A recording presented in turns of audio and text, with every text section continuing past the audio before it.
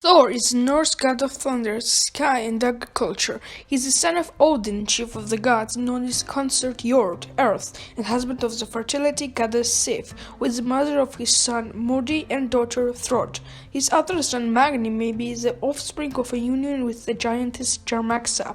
Thor was a defender of Asgard, realm of the gods, and Midgard, the human realm, and is primarily associated with protection through the great feats of armies and slaying giants. Majority of the tales featuring Thor in fact put him in conflict with the giant or with his nemesis, the Midgard serpent, the huge monster, a monstrous snake who coils and twists itself around the world. Like almost all of the Norse gods, Thor is doomed to die at Ragnarok, the end of the world in the twilight of the gods, but falls only after killing the great serpent with his powerful hammer Mjölnir, dying to its poison. His sons, Magni and Modi, survive Ragnarok and along with a small number of other gods and inherit his hammer, which they use to restore order.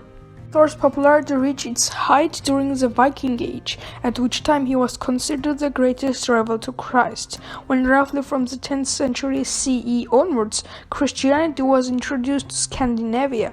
More amulets and charms of Thor's hammer date from the period when Christianity and the Norse religion were in contention than from any other. Thor, the Norse god of thunder, is frequently depicted with his magic hammer Mjölnir, from the hammer amulets that the Vikings used to wear to the hammer carried by the Marvel hero of comics and movies. Mjölnir is an instantly recognizable symbol for Thor himself. Thor got his hammer Mjölnir in Norse mythology from the dwarves Brok and Sindri, sometimes called Atri, when Loki made a bet with the dwarves to determine the better blacksmith. Mjölnir was a remarkable weapon that could kill giants, bless marriages, and restore the dead to life. In the myth, the dwarf Brok gives Thor his hammer because of a bet that Loki makes. Loki owes Thor a favor and convinces the dwarves to smith beautiful objects for the gods, including Mjölnir. The story begins with Loki as a trickster god, who cuts the hair off the goddess Sif, Thor's wife. Thor, enraged on his wife's behalf, threatens to beat Loki. He only escapes unharmed by promising to visit the dwarves, who can smith new hair for Sif out of gold. Loki meets dwarves called Ivaldi's sons, who agree to craft Sif hair of gold. They also build a fast ship that can be folded into one's pocket, and a deadly spear.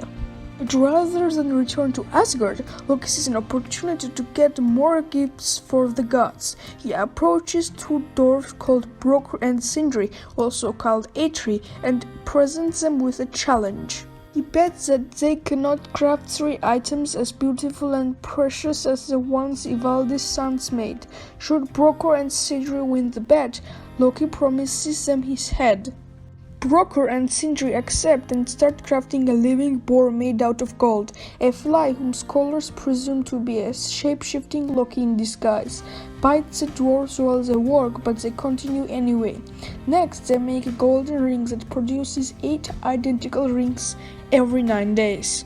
While the dwarves are smithing a warhammer, the fly bites Brok on the eye. He cannot see what he's doing at the forge, and he creates a hammer of unparalleled strength, but the handle is noticeably too short. Sindri says that the fly nearly ruins the hammer. Loki and Brok go to Asgard to represent the gods with their gifts. Odin received the spear, Gungnir, and the magic ring, Draupnir, while Freyr received the ship and the boar. Thor received Sif's golden hair and the hammer. The gods decide that Mjölnir is the best of all the gifts, and Brokor wins the bet with Loki. Loki avoids beheading, but he does have his mouth sewn shut for his tricky words.